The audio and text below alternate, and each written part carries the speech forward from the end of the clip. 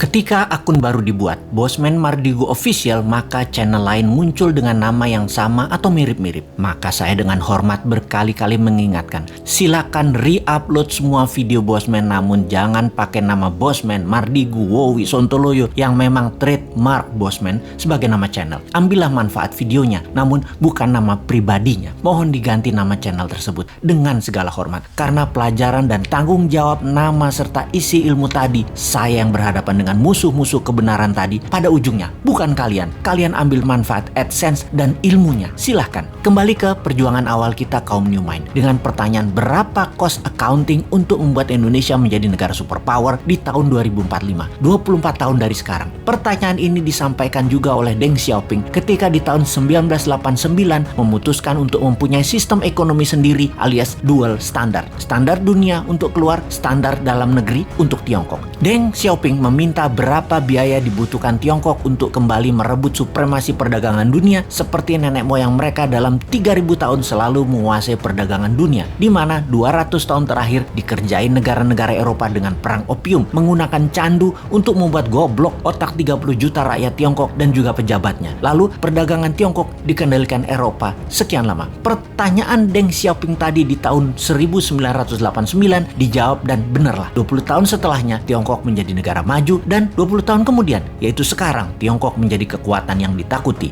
Pertanyaan awal kita, berapa cost accounting untuk membangun Indonesia untuk menjadi negara superpower di tahun 2045 itu? Hal itu sangat penting. Berapa modal yang dibutuhkan? Berapa dana yang dibutuhkan? Dan itu harus diketahui sekarang. Semua itu akan kita ciptakan dananya serta pekerjaannya untuk 100% warga Indonesia. Kita lompat ke tahun 2030 ke depan. Di tahun 2030 atau kurang dari 9 tahun lagi, dari saat ini dunia menjadi lain dengan dunia yang kita kenal 100 tahun terakhir. Pandemi 4 tahun hingga tahun 2025 merubah 60% kehidupan manusia. Teknologi bioengineering, biomedical, menggeser DNA dan RNA manusia membuat manusia menjadi super karena lawannya penyakit juga menjadi super. Penyakit bawaan atau penyakit karena virus bermutasi. Manusia pun bermutasi dengan perubahan genetik tubuh manusia dipicu dengan growth factor biomedical. Di sisi lain, secara politik, kalau Amerika tidak hantam secara militer negeri Tiongkok dalam kurang waktu 3 tahun ke depan, maka di tahun 2030 Tiongkok akan menjadi negara superpower nomor 1. Dan saya garansi Amerika tidak akan serang Tiongkok. Amerika tuh chicken sekarang. Sungguh. Kemudian komunikasi 6G dipimpin Tiongkok. Distribusi kapal niaga dan seluruh gadget serta transaksi perdagangan dikuasai Tiongkok. Kesehatan